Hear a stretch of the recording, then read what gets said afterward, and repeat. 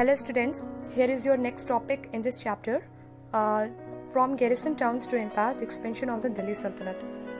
आज हम इस चैप्टर में पढ़ेंगे कि किस तरह से जो है एक garrison town से जो है एक एम्पायर जो है सेटअप हुआ और हमारी जो दिल्ली सल्तनत है वो किस तरह से एक्सपेंड हुई, इसके बारे में हम क्या करेंगे, स्टडी करेंगे.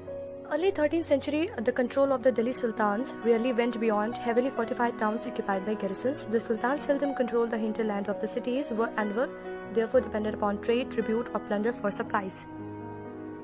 13th century के स्टार्टिंग में जो दिल्ली सुल्तान्स का जो कंट्रोल था वो क्या था, सिर्फ एक फोर्टिफाइड टाउन्स तक ही लिमिटेड था, जो कि पॉसिबल हो पाया था उनके गैरिसन्स, उनके सोल्जर्स की वजह से.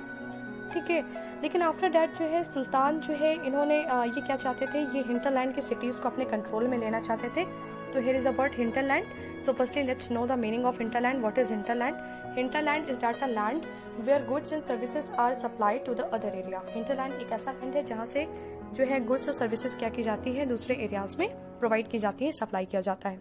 तो सुल्तान क्या चाहते थे, दिल्ली सुल्तान जो थे वो सिटीज के, हिंटरलैंड के सिटीज को अपने कंट्रोल में लेना चाहते थे, लेकिन ये पॉसिबल नहीं हो पाया, जिसकी वजह से वो किस पे डिपेंडेंट रहते थे, ट्रेड, व्यापार, ट्रिब्यूट यानी जो भी गिफ्ट्स वगैरह मिलते थे या फिर सप्लाईज जो थे होती थी, उसको क्या करके प्लंडर करके, लूटपाट करके वो क्या करते थे, अपने इस सल्तनत की ग्रोथ करते थे, उसको डेवलप करते थे.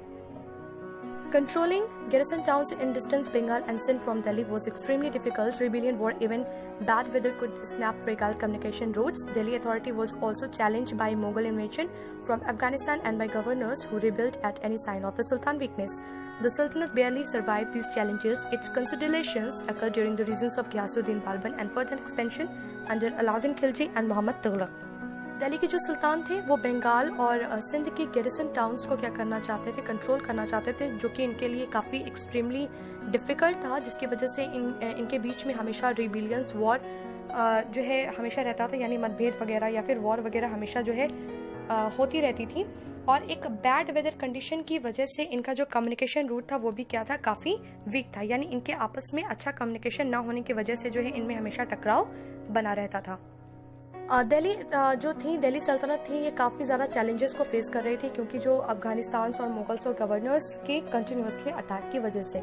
ठीक है, जैसे ही इन्हें सुल्तान की कोई भी वीकनेस के बारे में पता चलता था तो ये क्या करते थे, सडनली उन पर अटैक करते थे, दिल्ली सल्तनत पर अटैक करते थे, जिसकी वजह से दिल्ली सल्तनत जो है हमेशा जो है ये वॉर वगैरह में कंटिन्यूसली लगी रहती थी और इस तरह के जो चैलेंजेस वो फेस करती थी. इस वजह से उस टाइम पे जो है हमारी दिल्ली सल्तनत का जो है ग्रोथ और डेवलपमेंट जो है वो अच्छी तरह से नहीं हो पाया. लेकिन इसके बाद क्या हुआ कि जैसे ही घियासुद्दीन बालबन का जो है रूलिंग टाइम आया, इन्होंने जो है इसको जो है काफ़ी स्ट्रॉन्ग बनाना इन्होंने स्टार्ट कर दिया. यानी जो इनका एक्सपेंशन था, जो ग्रोथ थी, डेवलपमेंट थी, वो हमें किसके टाइम पे देखने को मिली, दिल्ली की जो ग्रोथ और डेवलपमेंट थी वो हमें घियासुद्दीन बालबन के टाइम पे देखने को मिली. इसके बाद जो इसका एक्सपेंशन था वो अलाउद्दीन खिलजी और मोहम्मद तुगलक ने मिलकर किया था, यानी उन्होंने भी किया था, यानी अलाउद्दीन खिलजी ने भी किया था और मोहम्मद तुगलक ने भी किया था. The first set of comparison along the internal frontiers of the Sultanate aimed at consolidating the hinterlands of the garrison towns. During this comparison, forests were cleared in the Ganga Yamuna Doab and hunter-gatherers and pastoralists expelled from their habitat. यानी इसमें जो इनका पहला comparison था, जो पहला अभियान था वो क्या था, यानी दिल्ली के जो इंटरनल फ्रंटायर थी, यानी अंदरी जो सीमाएं थी सल्तनत की, उसको क्या करना और स्ट्रॉन्ग बनाना, यानी गैरिसन टाउन यानी हिंटरलैंड के गैरिसन टाउन को क्या करना और ज़्यादा स्ट्रॉन्ग बनाना, स्टेबल बनाना. तो इस कंपैरिजन के टाइम पर क्या हुआ, उन्होंने गंगा यमुना दोआब के जो भी फॉरेस्ट थे उसे क्लियर करवा दिया और वहाँ पर जो भी हंटर्स वगैरह रहा करते थे उन्हें वहाँ से क्या किया, हटा दिया गया. और इस लैंड को क्या किया गया, पीजेंट्स यानी किसानों को दे दिया गया, प्रोवाइड किया गया और उन्हें जो है एग्रीकल्चर करने के लिए जो है इनकरेज किया गया. New fortress, garrison towns and towns were established to protect trade routes and to promote regional trades. फिर जो है नए नए जो है किले और गैरिसन टाउन्स, यानी जो जहाँ पर सोल्जर्स का एक सेटलमेंट है, उस टाउन को और कई ऐसे टाउन को इन्होंने इस्टेब्लिश करवाया, जिससे वो क्या कर सके, अपने ट्रेड रूट को प्रोटेक्शन प्रोवाइड कर सके. इसके साथ साथ जो है अपना रीजनल ट्रेड जो है, यानी उनके एरिया का जो ट्रेड है, जो व्यापार है, उसको और ज़्यादा प्रमोट कर सके और ज़्यादा डेवलप्ड जो है बना सके. The second expansion occurred along the external frontiers of the Sultanate. Military expeditions into the southern Indian started during the reign of Alauddin Khilji. see map third, and culminated with Muhammad Tughlaq. In their comparison, Sultanate armies captured elephant houses and slaves and carried away precious metals.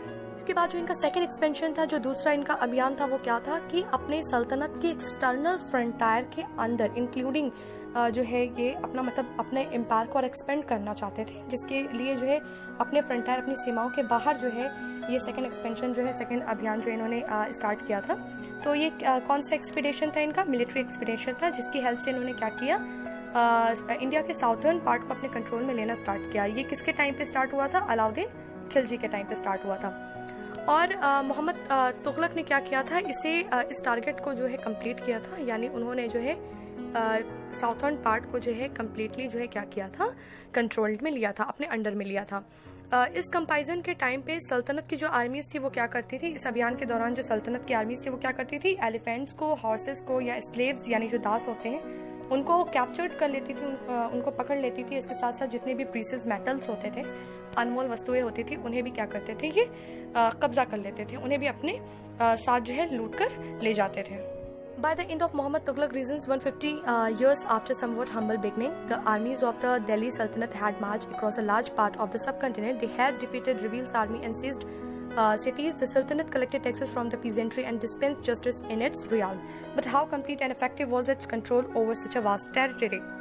Mohammad Tughlaq के regions के time पे, यानी उनके and के time पे after 150 years यानी 150 साल के बाद क्या हुआ था, एक स्टार्टिंग जो है काफ़ी अच्छी हुई थी, जिसमें दिल्ली सल्तनत की जो आर्मीज थी ये सब कंटिनेंट्स के एक लार्जर पार्ट को क्या कर चुकी थी, अपने कंट्रोल में ले चुकी थी। इन्होंने कई ऐसे रिवल आर्मीज को क्या किया था, डिफीट किया था, उन्हें हरा दिया था, और कई ऐसे सिटीज को क्या किया था, वो अपने कंट्रोल में ले चुके थे, उन्हें उन पे अपना कब्जा जो है वो कर चुके थे।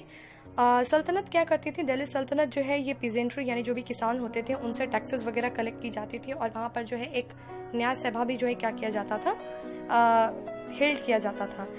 लेकिन यहाँ पर एक क्वेश्चन अराइज हो रहा है, how complete and effective was the control over such a vast territory, यानी इतनी बड़ी टेरिटरी पर अपना कंट्रोल करना पूरी तरह से कैसे इफेक्टिव था, ठीक है, जिसका आंसर जो है हम अपने चैप्टर के एंड में जो है फाइंड आउट करेंगे। नेक्स्ट इज द मस्जिद। So firstly here is given in the figure second, so let's read about this. Qawatul Islam Mosque and minaret built during the last decade of the 12th century. This was a congregational mosque of the first city built by the Delhi Sultans, described in the chronicles as Delhi Kohna, the old city.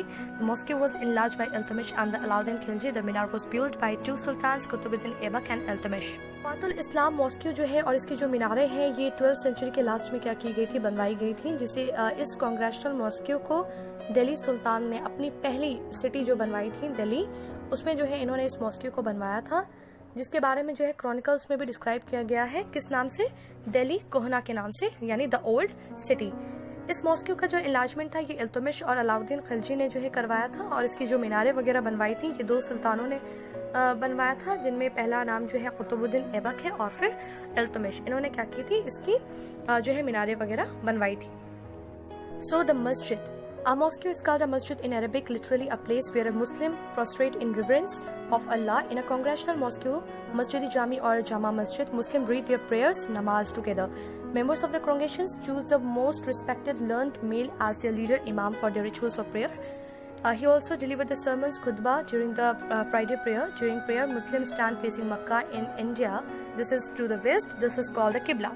अब हम मस्जिद के बारे में study करेंगे कि mosque क्या है। मॉस्क्यू को हम अरबिक लैंग्वेज में क्या कहते हैं, मस्जिद के नाम से जानते हैं। ये एक ऐसा प्लेस है जहाँ पर मुस्लिम जो है कलेक्टिवली होकर अपने अल्लाह, अपने गॉड से क्या करते हैं, प्रेयर करते हैं। ये जो इनका कॉन्ग्रेशनल मॉस्क्यू है, जिसे हम मस्जिद जामी या फिर जामा मस्जिद के नाम से जानते हैं, जहाँ पर मुस्लिम जो है एक साथ मिलकर नमाज जो है पढ़ते हैं, अपने प्रेयर करते हैं।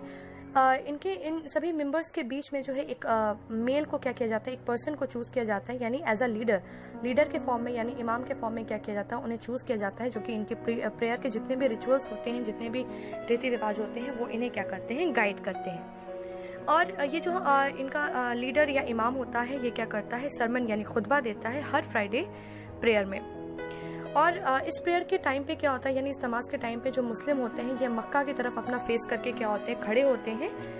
इंडिया में जो है वेस्ट के साइड में जो है माना जाता है, जिसे हम क्या कहते हैं, किबला कहते हैं, ठीक है। The Delhi Sultanates built several mosques in cities all over the subcontinents, and this demonstrated their claims to be protector of Islam and Muslim. Mosque also helped to create the sense of a community of believers who shared a belief system and a code of conduct. It was necessary to reinforce the idea of a community because Muslims came from a variety of backgrounds. Delhi sultans ने क्या किया है? Delhi sultans ने सबकॉन्टिनेंट्स के सभी सबकॉन्टिनेंट्स के cities में जो है इन्होंने क्या किया था, मॉस्क्यूज़ कई मस्जिदें वगैरह बनवाई हैं। और ऐसा करने के पीछे जो है ये एक ही रीज़न था, ये अपने इस्लाम, अपने मुस्लिम कम्युनिटी को जो है और ज़्यादा स्ट्रॉन्ग बनाना चाहते थे। मॉस्क्यू जो है ये बिलीवर्स की कम्युनिटीज़ में जो है एक सेंस क्रिएट करने में हेल्प करता है, जिसमें ये क्या करते हैं, अपने बिलीफ, अपनी आस्था को आपस में शेयर करते हैं और एक कोड कंडक्ट करते हैं। ये काफ़ी ज़रूरी है, इस आइडिया को कम्युनिटी के बीच में जो है देना ये काफ़ी ज़रूरी है, क्योंकि जो मुस्लिम हैं ये अलग अलग बैकग्राउंड से जो है आए हुए हैं, वैरायटी ऑफ बैकग्राउंड से आए हुए हैं।